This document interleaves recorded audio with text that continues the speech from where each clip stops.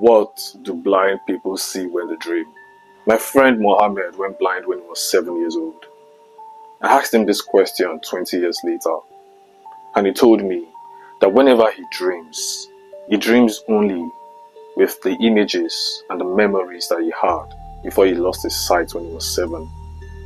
He dreams seeing the same cars, the same houses. He dreams seeing the same people, his friends and family. But 20 years after he went blind, the faces of the people in his dreams started to become blurry, because he had forgotten what these people looked like over time. This understanding of Muhammad and how he dreams completely changed my understanding of the book of Revelations. How about people who were born blind? When they dream, what do they see? People who were born blind often dream in sound, emotion and spatial awareness, and not in visual images. And if they go blind later on, they still see in dreams, but they only see the things that they can remember in their minds. So your dreams, even when they are powerful, they are shaped by the kinds of things that you can relate with based on your personal experience. And just like your dreams are filtered, your revelations are filtered. Let's talk about John's revelations on the island of Patmos. John lived in the ancient world, in the time of the Roman Empire, the time of the Jewish kingdom, the time of conquest, the time where beasts, temple worship and the judgment throne were the prevalent ideas in society. So when judgment was revealed to him, it could only have been revealed to him through the symbols that he was already familiar with, through the symbols that he already understood. What John saw was real, but it was very symbolic. Let us talk about it for a minute. Revelation chapter 4 talks about the throne of God. When you think of the throne of God and God sitting on a throne, you begin to imagine God with a butt and with a butthole and with the two butt cheeks. And you begin to imagine God with an upper body and a lower body, with two nipples and a navel. Or if he was without those things, then he becomes an abnormally shaped creature. And then you have a conundrum of God having to be necessarily structured like a human and have a bomb to sit on a throne. He's supposed to be omnipresent and occupying every single part of the universe. Why does he have to have 10 fingers when there are creatures like the centipede that have over 100 limbs? That makes God inferior to the centipede in the race for limbs. So for God to be superior, he needs to have 105. If there's another creature with 106, God needs 107. You see where the problem is? It never stops. God cannot fully be God if he restricts himself into a particular certain form that individualizes his person. When you think of God, don't think of God as restricted into a form. It is only creatures like you and I who are restricted in space and time that have to exist and dwell in an individualized body. God is the source of all things, and you cannot compartmentalize God in a singular body. The idea of God sitting on the throne signified authority and judgment. It is the symbol of ultimate divine consciousness. And that is why in that place in the scriptures, in Revelation chapter 4, you had all the elders and everyone else in heaven with several crowns as well, all bowing in admiration to the singular source of our consciousness. What John saw was real, but it was symbolic. Just like the dreams of the blind people, it was filtered through his human experience. Eternal truth was interpreted through the human filter. You see Jesus on a horse in Revelation chapter 19 with a sword coming straight out of his mouth. This was a time when the mode of transportation were horses. 2,000 years into the future, if God was going to show me that revelation today, he won't show me Jesus on a horse.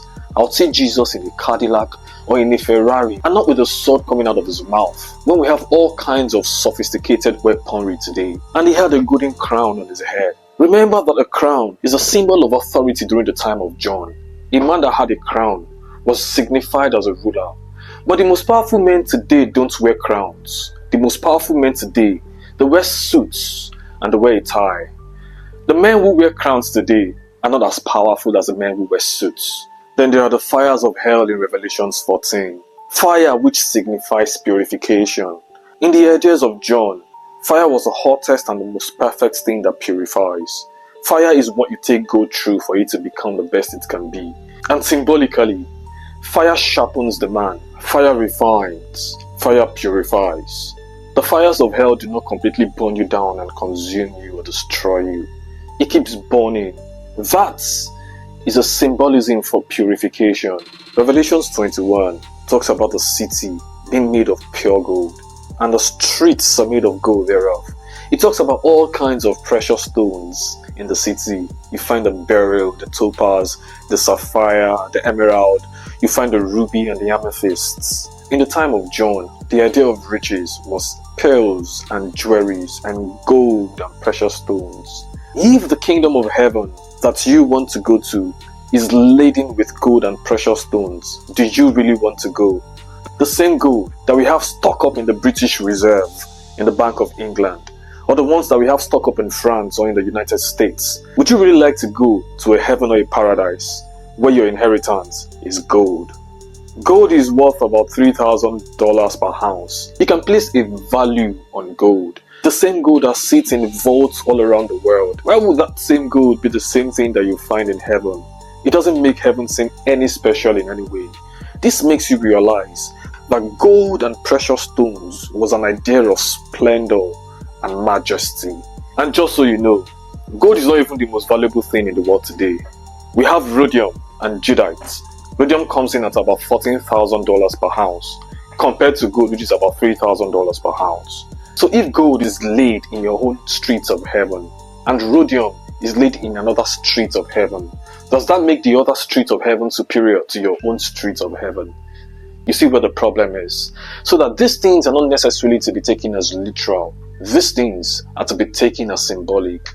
These things are true, but they were filtered through the human lens. Jesus did say, the kingdom of heaven is within you. It is not a place you can conceptualize through anything that makes you human. It's not a place where you go to satisfy all your unfulfilled wants when you were a human being. You're not a human anymore. You shed your body, and you shed all the needs and the tendencies of the body. The afterlife is not gold streets and flames. It is not mansions in the sky and fire pits in the underground. It is a return to the source. Heaven and hell are not necessarily the physical places that you imagine them to be. The kingdom of heaven is already within you. So the next time anybody comes to tell you that they have seen heaven and hell and they know exactly what these places look like, remember, they might just be like a blind person describing a dream. It might not be false.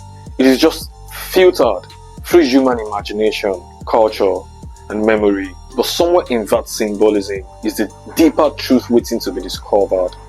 If you take it too literally, then you miss the point, and it becomes difficult, if not impossible, for you to find God in the most secret of places. Subscribe and walk with me on this journey.